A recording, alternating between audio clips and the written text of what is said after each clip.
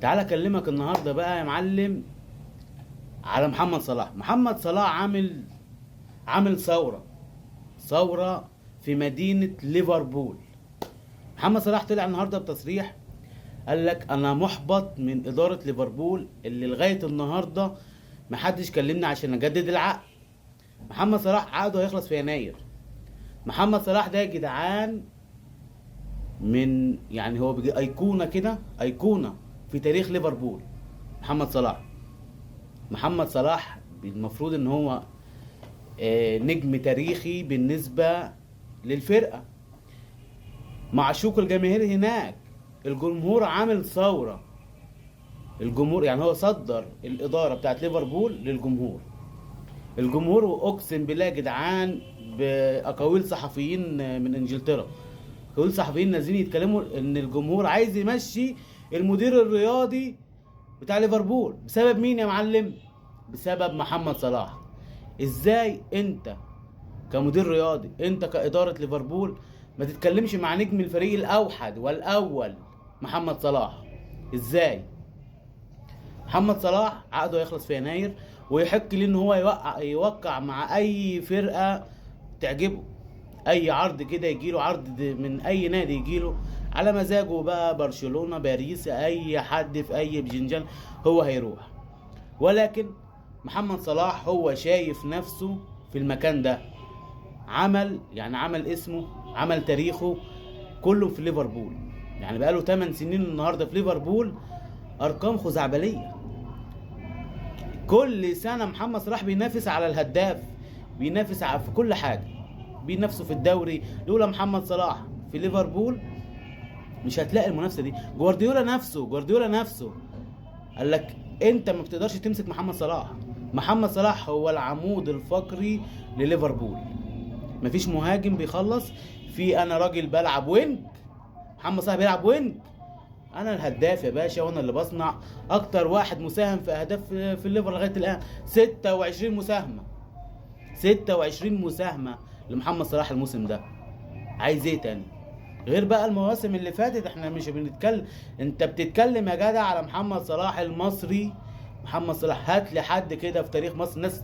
في ناس طلعت تجلل من محمد صلاح يا جدعان. طب ازاي مفيش لاعب مصري عمل طفرة في نادي حتى درجة تانية زي محمد صلاح. هات لي لاعب واحد كده احترف عمل الطفرة اللي عملها محمد صلاح، خلى جمهور يحبه يعشقه، خلى جمهور يتخانق مع الإدارة بسببه انها تجدد له. مفيش. محمد صلاح يا جدعان بيجي حاجة بالنسبة هناك في ليفربول. لا، هو رئيس جمهورية ليفربول. محمد صلاح لا مساس بمحمد صلاح. ده في ناس رسمت على البيت بتاعها صورته. ناس انا لو هم مسلمين يا جدعان هيسموا عيالهم محمد عادي، مو صلاح، هيسموا ولده محمد. هيأسلم بسبب محمد صلاح. انت عايز ايه تاني؟ الناس اللي بتطلع تجلل من محمد صلاح يا جدعان، الراجل ده عامل ثورة حاليا في ليفربول. عامل ثورة بسبب ان الادارة مش عايز، لسه ما فكرتش انها تجدد له. طب انت ازاي ساكت دلوقتي؟ عشان بس الناس تعرف ان احنا عندنا ايقونة، عندنا نجم في مكان، تمام، محدش وصل له لغايه دلوقتي. الناس بتقارنه بقى بالخطيب، وناس بتقارنه مش عارف بمين، بحازم امام، بحسن ده ما يتقارنش. تقارنه بواحد كده يجي كده، تمام، يطلع يحترف بره يعمل لي نفس الارقام اللي عملها محمد صلاح. في الحاله دي انا هقارنه. لكن محليا مش هتقارنه بمين محليا.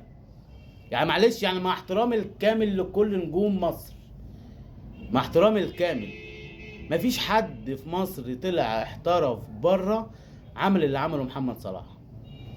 مفيش. هتقول عبد الستار صبري ومهاري ومحمد صلاح مش عارف ايه والدنيا يا باشا ارقام، ارقام محمد صلاح هي اللي بتتكلم عليه يا باشا. راجل بيهدف في سيتي وبينافس مع السيتي. جوارديولا احسن مدرب في العالم قال لك انا لو معايا محمد صلاح هاخد كل سنه دوري ابطال. انت واصلاك الفكره؟ جوارديولا نفسه قال لك انا في ماتش لما بيجي لاعب ليفربول من السنين اللي فاتت مع كلوب، قال لك انا بيبقى شغل شاغل مش ان يورجن كلوب هيعمل ايه في الماتش، ازاي هقدر اقفل على محمد صلاح. ده احسن مدرب في العالم يا جدعان بيتكلم على محمد صلاح كده. جوارديولا طلع قبل كده في مؤتمر صحفي قال لك ميسي احسن من محمد صلاح. قال لك انا حاسس ان التصريح ده سبب في انفجار محمد صلاح. قالوا انت ازاي تقول ان ميسي احسن مني؟ هو ميسي اي نعم احسن منه، بس اللي هو ايه، طب تعالى انت بيجيب اسم في جمله مفيده، طب تعالى يا باشا طخ محمد صلاح خد هداف الدوري، محمد صلاح خدوا مانشستر سيتي رايح جاي، وفي دوري الابطال راحوا. طب انت ما عايز ايه؟ طيب راجل شغال على نفسه، راجل عارف هو بيعمل ايه. طب انت ليه الانتقادات على واحد سيبك ان هو بيعملش مع منتخب، بيعمل ما بيعملش مع منتخب مصر مش عارف ايه، مالكش دعوه يا باشا. احنا بنتكلم النهارده على لاعب مصري تمام محتل مدينه ليفربول، احتلها لوحده. مفيش مشجع لليفربول حاليا الا ان هو عايز محمد صلاح يجدد. الناس بتتخانق مع الاداره سايبين شغلهم وسايبين الدنيا وسايبين كل حاجه. تعالوا يا جدعان كده هاتوا لنا محمد صلاح يجدد.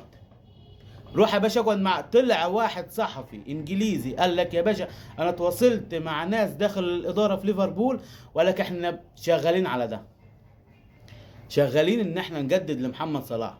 ضغط جماهيري عشان لاعب مصري، انت يا مصري مش عايز تقف جنبه، عمال تقلل منه، ومحمد صلاح ده مش عارف ايه. محمد صلاح يا باشا كل سنه بينافس على الهداف. محمد صلاح كل سنه بينقذ ليفربول من هزايم، من تعثرات، من يا باشا محمد صلاح يا جدع. انا ما كنت يعني انا بصراحه ما كنتش متخيل انه هيوصل للدرجه دي. اي نعم في اجوان بتيجي حظ، طب ما ميسي بيجيب اجوان حظ، كريستيانو بيجيب اجوان حظ، جت على ارمت يعني. طب ما عادي يا جدعان، عادي، ولدنا بيجيب جون حظ يا جدع، وايه يعني؟ بتمشي معاه الكوره بس بتمشي معاه انا اعترفت بمحمد صلاح ده فعلا في الماتش بتاع مانشستر سيتي والدنيا متقفله، وراح واخد لك الواد اسمه ده برونو سيلفا باين، ولا الواد بتاع ليفربول ده بتاع مانشستر سيتي يا باشا، خده تك ودخل وجاب جون.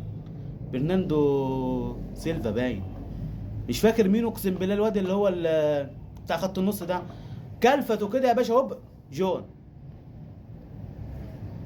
انا اعترفت بيه من الحته دي. خلاص يا باشا، انا ممكن اكون غلطان في الاول بس خلاص انا غلطان برجع في غلطي يا باشا. وانت يا باشا انت احسن لاعب في العالم. وعلى فكره محمد صلاح لو استمر انا قلتها في الفيديو اللي فات، محمد صلاح لو استمر على نفس الاداء ده والمستوى ده بالون دور محمد صلاح السنه دي. ولو عجبك الفيديو يا جدع اخبطني لايك كده ولا اعمل اي حاجه كده، والسلام عليكم.